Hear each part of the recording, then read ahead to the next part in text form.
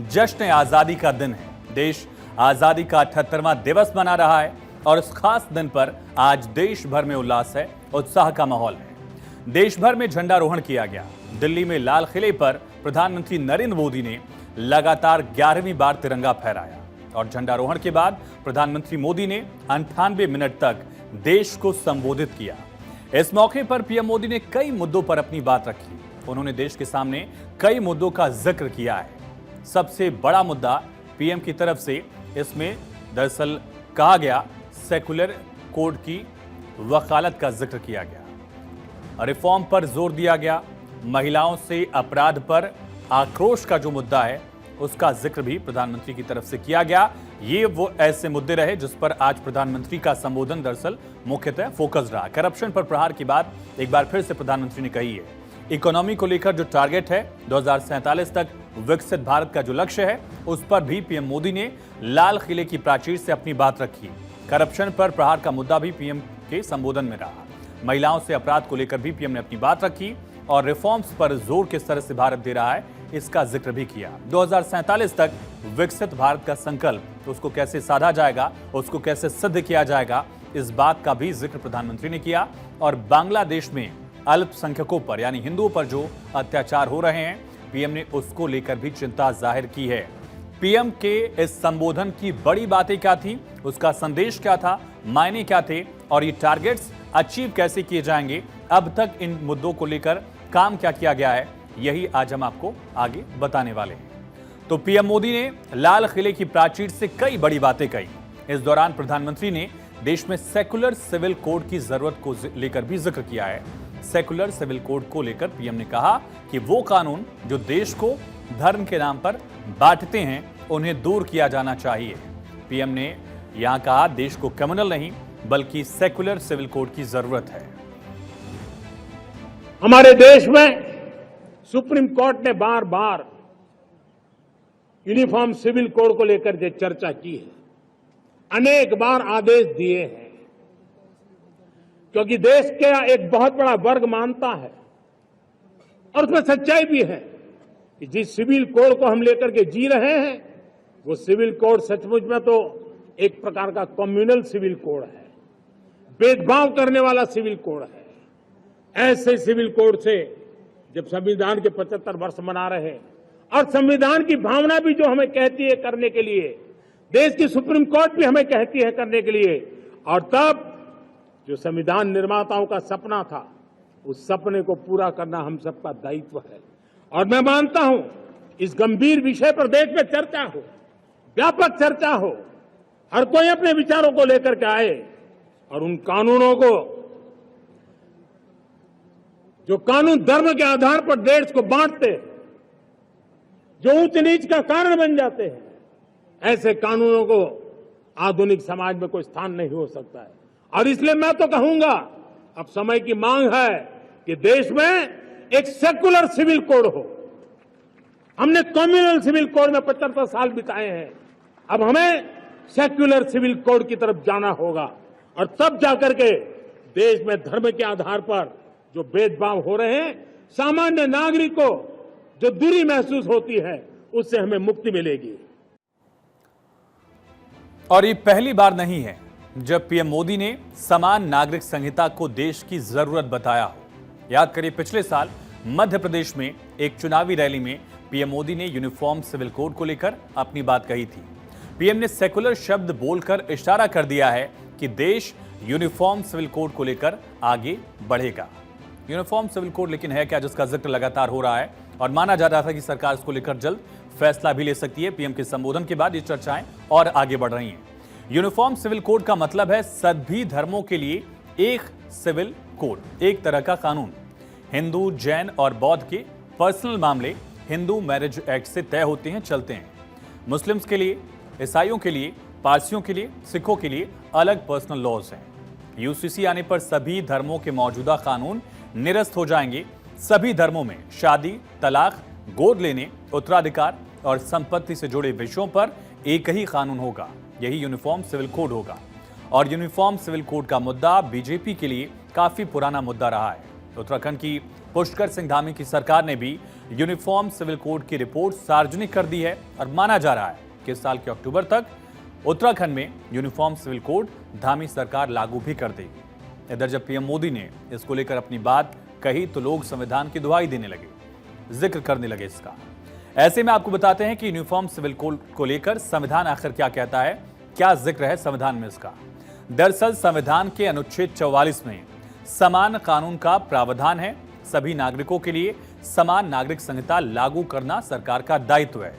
अनुच्छेद 44 उत्तराधिकार, संपत्ति अधिकार, शादी, तलाक और बच्चे की कस्टडी के बारे में समान कानून की अवधारणा पर आधारित है। इसका जिक्र यहां है। और यूनिफॉर्म सिविल कोड को लेकर मुस्लिम वर्ग की तरफ से भी विरोध की बातें आती रहती हैं। दरअसल मुस्लिम धर्म पर्सनल लॉ पर चलता है, इसलिए मुस्लिम धर्म के लिए यूनिफॉर्म सिविल कोड के मुद्दे जो है, ये मुद्दा काफी अहम है। हालांकि इसके लिए विधि आयोग का गठन किया गया था, जिसने अगस्त 2018 में अपने कंसल्टेशन पेपर में लिखा था कि इस बात को ध्यान में रखना होगा कि इससे हमारी विविधता के साथ कोई समझौता न हो और कहीं ये हमारे देश की क्षेत्रीय अखंडता के लिए खतरे का कारण न बन जाए। हालांकि विधि आयोग ने इसके लिए समाधान यानी कि रेमेडी भी तब बताई थी 2018 में। क्या है समाधान, कैसे इसका सॉल्यूशन निकलेगा, ये भी समझिए। यूनिफॉर्म सिविल कोड पर आम सहमति नहीं होने पर पर्सनल लॉज में कुछ सुधार करने की जरूरत है, यानी बदलाव करने की जरूरत है। पर्सनल लॉज की आड़ में मौलिक अधिकारों के हनन पर कानून में बदलाव की जरूरत का जिक्र है कि यूनिफॉर्म सिविल कोड लेकर मत आइए। अगर पर्सनल लॉज में सुधार की गुंजाइश है तो वहां ऐसा किया जा सकता है। एक सॉल्यूशन ये बताया गया है। लेकिन दूसरी तरफ ये भी कहा जा रहा है कि देश ऐसे वक्त पर है जब इसकी जरूरत महसूस हो रही है। कुल मिलाकर देखें तो पीएम मोदी इसको लेकर आगे बढ़ने का इशारा कर चुके हैं, वो भी लाल किले की प्राचीर से स्वतंत्रता दिवस के अहम दिन पर। और आने वाले दिनों में इसको लेकर असर भी दिख सकता है। प्रधानमंत्री ने लाल किले की प्राचीर से इस मुद्दे का जिक्र किया।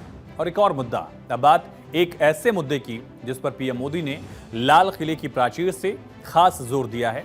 पीएम का ये अब तक का सबसे लंबा भाषण भी रहा आज, करीब 98 मिनट का, जिसमें प्रधानमंत्री ने एक बार फिर से एक राष्ट्र एक चुनाव की जरूरत पर बल दिया। पीएम मोदी ने लाल किले से सभी राजनीतिक समुदाय से वन नेशन वन इलेक्शन के विचार का समर्थन करने का आग्रह किया, एक तरह से गुजारिश की। पीएम मोदी ने एक बार फिर से कहा, बार बार चुनाव देश में गतिरोध पैदा करते हैं। पीएम मोदी ने राष्ट्र के नाम संदेश में कहा कि आज हर योजना और पहल ऐसा लगता है कि चुनाव चक्र से प्रभावित है, यानी कोई भी फैसला है, कोई भी नीति है, कोई भी योजना है, ऐसा लगता है कि चुनाव के लिए ही लिया जा रहा है। ये फैसला जो है सिर्फ चुनावी फैसला है, चुनाव के लिए अपने वोटर को साधने के लिए लिया गया है। पीएम आगे कहा कि हर गतिविधि राजनीतिक विचारों से रंगी हुई है, ऐसा महसूस होता है। देश ने बार बार चुनाव इस देश की प्रगति में रुकावट बन रहे हैं, गतिरोध पैदा कर रहे हैं। आज कोई भी योजना को चुनाव के साथ जोड़ देना आसान हो गया है, क्योंकि हर 3 महीने 6 महीने कहीं न कहीं चुनाव चल रहा है।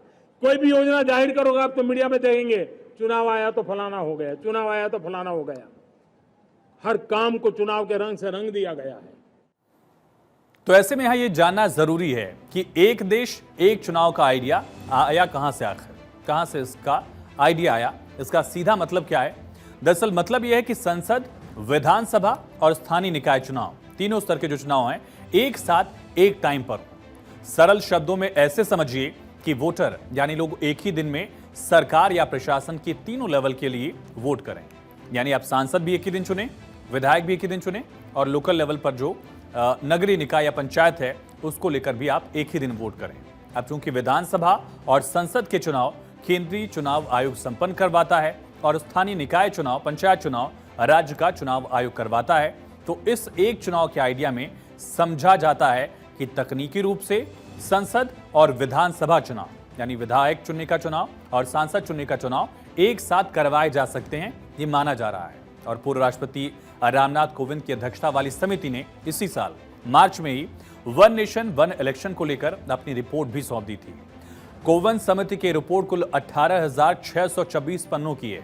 इस रिपोर्ट में 2029 में एक साथ चुनाव कराने की सिफारिश की गई है। ऐसे में सवाल उठ रहा है, क्या मोदी 3.0 में देश में एक साथ चुनाव होगा, एक देश एक चुनाव हो पाएगा? देश में व्यापक चर्चा हुई है, सभी राजनीतिक दलों ने अपने विचार रखे हैं। एक कमेटी ने बहुत बढ़िया अपना रिपोर्ट तैयार किया है। वन नेशन वन इलेक्शन के लिए देश को आगे आना होगा। मैं लाल किले से तिरंगे की साक्षी में देश के राजनीतिक दलों से आग्रह करता हूं, देश के संविधान को समझने वाले लोगों से आग्रह करता हूं कि भारत की प्रगति के लिए, भारत के संसाधनों का सर्वाधिक उपयोग जन सामान्य के लिए हो, उसके लिए वन नेशन वन इलेक्शन के सपने को साकार करने के लिए हमें आगे आना चाहिए। तो वन नेशन वन इलेक्शन ये हमेशा से बहस का एक मुद्दा रहा है। दोनों तरफ से अपने अपने तर्क हैं। पहले बात करते हैं एक देश एक चुनाव से फायदा क्या होगा, आपके लिए भला क्या होगा। दरअसल वजह नंबर 1 समझिए कि सबसे बड़ा कारण क्या है। अराज कोष को फायदा, यानी जो सरकारी खजाना है उसमें कम चपत लगेगी, कम दरअसल खर्च होगा चुनाव पर। राजकोष को फायदा होगा, बचत होगी। जाहिर है कि बार बार चुनाव नहीं होंगे तो खर्च कम ही होगा और सरकार को काफी बचत होगी। सच बात यह भी है कि बचत मामूली नहीं है, बल्कि बहुत बड़ी बचत होगी। इसके साथ ही लोगों और सरकारी मशीनरी के समय और संसाधनों की भी बड़ी बचत होगी। दूसरा कारण क्या है? विकास कार्य में तेजी आएगी।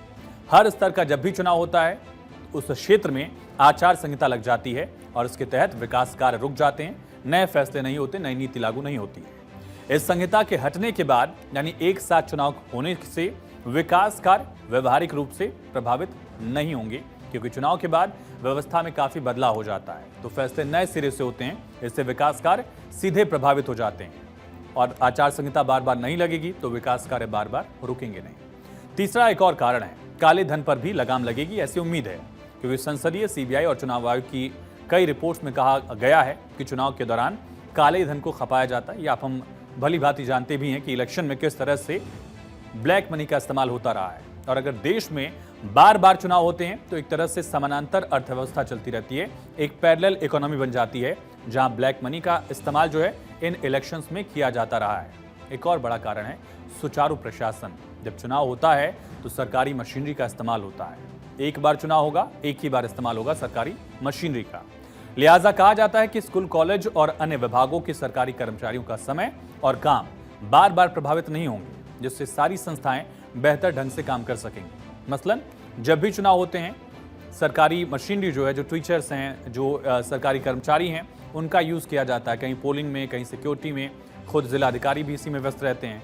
एक और कारण है सुधार की उम्मीद। एक ही बार अगर चुनाव होगा तो सरकारों को धर्म, जाति ऐसे मुद्दों को बार बार नहीं उठाना पड़ेगा। राजनीतिक दल इन मुद्दों का जिक्र बार बार नहीं करेंगे और जनता को लुभाने के लिए बार बार ऐसी स्कीम्स के लिए ऐलान नहीं होगा। बजट में राजनीतिक समीकरणों को ज्यादा तवज्जो नहीं देनी होगी, यानी एक बेहतर नीति के तहत व्यवस्था चल सकती है। इसके कुछ चैलेंजेस भी हैं। एक देश एक चुनाव से विरोध क्यों हो रहा है ये भी समझिए। क्षेत्रीय पार्टियों के सामने अस्तित्व का संकट होगा। एक साथ चुनाव होंगे तो जो नेशनल मुद्दे होंगे उनके नैरेटिव में रीजनल मुद्दों के गायब होने का डर है। बड़ी पार्टियां धन के बल पर मंच, संसाधन छीन लेंगी, ये क्षेत्रीय पार्टियों को डर लगता है। स्थानीय मुद्दे जो हैं वो हावी नहीं होंगे, बल्कि राष्ट्रीय मुद्दे ऐसे ज्यादा चलेंगे, ऐसी उम्मीद है। बैलेट पेपर से चुनाव कराने की मांग है। देरी क्यों हो रही है? क्योंकि इसमें कुछ पार्टियां बैलेट पेपर से चुनाव की मांग कर रही हैं। चुनाव के नतीजे आने में टाइम लग जाएगा, ये कहा जा रहा है। एक साथ अगर चुनाव होते हैं, बैलेट पेपर से चुनाव हुए तो जल्दी रिजल्ट का विकल्प चाहिए होगा। संविधान के 6 अनुच्छेद, कुछ कानूनों में इसके लिए बाकायदा संशोधन भी करनी पड़ेगी। निश्चित नहीं है कि सभी सरकारें पूर्ण बहुमत से ही बन जाएं। कई बार सरकारें बीच में गिर जाती हैं, बर्खास्त हो जाती हैं, इस्तीफा दे दिया जाता है। तो चुनाव के बाद अनैतिक रूप से गठबंधन बनेंगे ताकि 5 साल के लिए खींच लिया जाए। सरकार 5 साल चलेगी या नहीं ये पहले कोई कह नहीं सकता है, किसी भी राज्य सरकार के लिए या किसी सरकार के लिए। और दुनिया का सबसे बड़ा लोकतंत्र भारत है, तो ऐसे में लोकतांत्रिक अधिकारों का जिक्र भी होता है। सभी राज्यों में, केंद्र शासित प्रदेशों में एक साथ चुनाव करना बहुत बड़ा चैलेंज भी है और मशीनरी जो है लगभग डबल करनी होगी। संसाधन जो है उनकी संख्या बढ़ानी होगी।